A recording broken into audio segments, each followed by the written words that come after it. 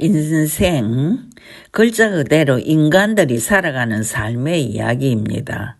인생 별 것 없죠. 태어나서 자라고 결혼하고 일하고 자식 낳고 의무와 책임에 시달리며 고통받다가 어느 순간 병들어 죽는 게 인생이지요. 천수를 누리며 살다가 가는 건 그래도 복받은 인생이라고 할 수 있습니다.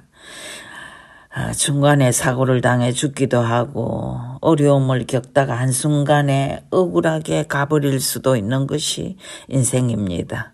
역사의 수레바퀴 속에서 꼼짝 못하고 희생되어지는 인생도 많고요.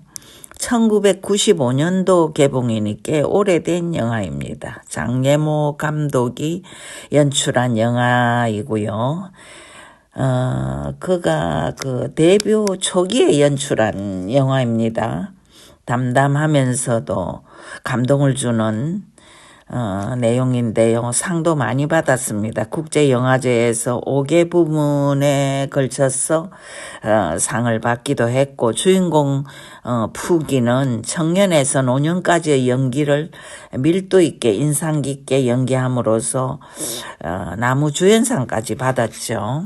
여자 주인공 공리는 그 영화에서 상은 못 받았지만 전형적인 중국 여인의 모습을 잘 구현해냈죠. 공리는 훗날 그 장예모 감독의 연인이 된 배우이기도 한데요.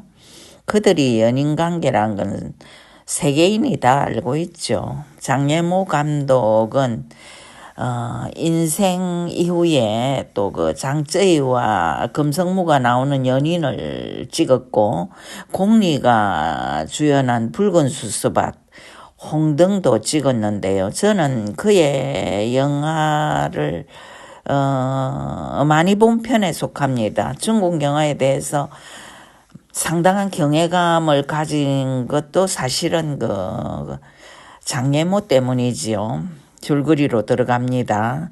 1940년대 지주의 아들은 푸기는 자신이 가진 모든 것을 감사하지 않고 도박에 빠져 삽니다. 그 바람에 전 재산을 탕진하고 분통이 터진 아버지는 죽고 아내와 딸은 집을 나가고 말지요. 어마어마한 위용을 자랑하던 집은 도박 빚으로 다른 사람에게 넘어가고요.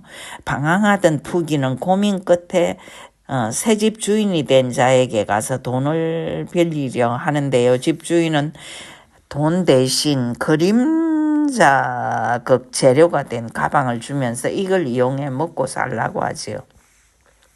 푸기는 친구 춘생과 함께 이 그림자극을 움직이며 사람들의 마음을 달래고 약간의 생계유지비도 벌게 됩니다. 집을 떠났던 아내 공리는 남편이 개가 천선한 게 반가워 딸과 함께 집으로 돌아와 부부는 모처럼 만에 평화를 맛보지요. 그러나 나라에선 전쟁이 일어나고 국공내전이죠.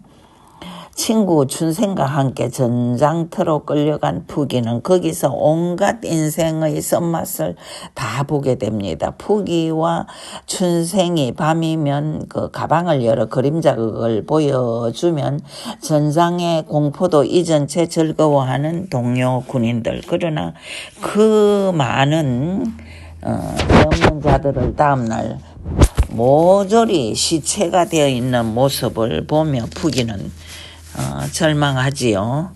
푸기와 춘생이 탈출해 그 죽을 고비를 넘기며 마을로 돌아오자 모택동이 지배하는 마을은 이미 그 문화혁명의 와중에 휩쓸려 옛날 같지가 않습니다.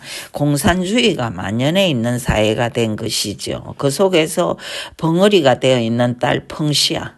아내는 그동안 아들을 낳긴 했지만 그 아들 역시 8살쯤 되던 죽고 맙니다. 친구 춘생이 몰던 차에 친 아들은 적사를 한 거지요. 울부짖는 푸기와 그의 아내. 세상은 급변을 계속하고 세월은 유수같이 흘러갑니다. 딸 펑시아는 예쁜 처녀로 성장하는데요. 벙어리라 그 청각장애자라고 말해야 되겠죠. 정상적인 청년과의 결혼은 생각할 수도 없었죠. 공산주의 사상으로 정신무장이 잘 되어 있는 청년과 모택동의 사진 밑에서 촬영함으로 결혼식을 올리는 펑시아 두 사람은 사이가 좋습니다. 어쨌든 중화인민공화국 아래서도 푸기 부부와 그 펑시아의 인생은 계속되는데요. 공산주의란 건 우리도 들어 살고 있지만 자유민주주의랑은 많이 다르죠. 푸기의 옛집의 주인이 되어 살고 있던 지주는 인민재판에 끌려가 처형을 당하고 내가 집을 뺏기지 않았더라면 내 운명이 저자의 운명이 되었을 거라며 목을 썰어내리는 그 푸기. 이런 걸 두고 세옹지 마라 말할 수 있는 건지도 모르겠습니다. 펑시아의 임신으로 모두들 기뻐하는 와중에 또 한 번의 불행이 푸기의 가정을 강타합니다. 마치 우리나라의 의료대란처럼 성격은 다소 다르지만 1960년대 중국에서도 비슷한 일이 벌어집니다. 사회적 인텔리청인 의사들을 당국에서 부르주아 어쩌고 하며 몽땅 감옥에 가두어 버리거든요. 병원에선 의사 대신 의대생들이 나서서 의료를 담당하는 판에 환자를 잘 돌볼 수 있을까요? 경험이 부족하고 지식도 부족한 그 의료인들에게 진료받고 치료받으면서 환자들은 죽어가고 펑시아 역시 희생양이 되고 맙니다. 아기를 낳고 피를 펑펑 쏟지만 알맞은 치료를 모르는 얼치기 의료인들. 하혈을 계속하던 펑시아는 처참한 모습으로 죽고 맙니다. 울부짖는 푸기와 공리. 세월은 다시 흐르고 이미 늙어버린 부부는 지체장애자인 사이와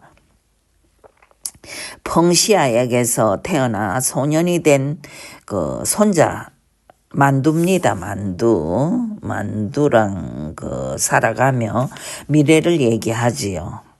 급변하는 사회 속에서 희생이 되기도 하고 불행을 겪기도 하는 인간의 나약한 삶을 장애모는 얘기하고 싶었을까요? 아니면 중국 공산당 아래의 인생을 말하고 싶었을까요? 특이한 건 큰 목소리를 전혀 내지 않고도 사상과 세상의 변화, 인간의 애끓는 통곡을 정치보다 더 소중한 인간의 그 삶의 모습들을 2시간짜리 영화에 담담하게 녹여낼 수 있었던 감독의 예술적 재능입니다. 그의 영화는 대부분 성공해 관객을 많이 끌어들였죠. 중국은 또 장애모를 이용해 통해서 서방 세계까지 자신들의 그 모습을 알리는 데 성공했다고 할 수 있지요. 그 나라도 사실 우리나라처럼 분단되어 있다고 함이 옳습니다. 중국과 대만의 정치 체제가 다르니까요. 그러나 지금은 제가 알기로 중국의 경제 체제는 자본주의와 거의 같습니다. 우리나라와도 무역을 하고 있을 뿐 아니라 자유롭게 오가고 있지 않습니까? 아무튼 1940년대, 1950년대, 1960년대의 중국의 근대사를 이 영화는 목에 힘주지 않고 담담하게 그려나감으로써 그곳에 사는 인간의 고달픈 삶까지도 생생하게 그려나갔다고 할 수 있습니다. 인생, 어디라 한들 슬픔과 수고와 애통함이 없는 곳이 있을까요? 이런 속에서 살아가는 인간의 길인들 크게 다를 바가 있을까요? 오늘은 여기까지 합니다. 들어주셔서 감사합니다.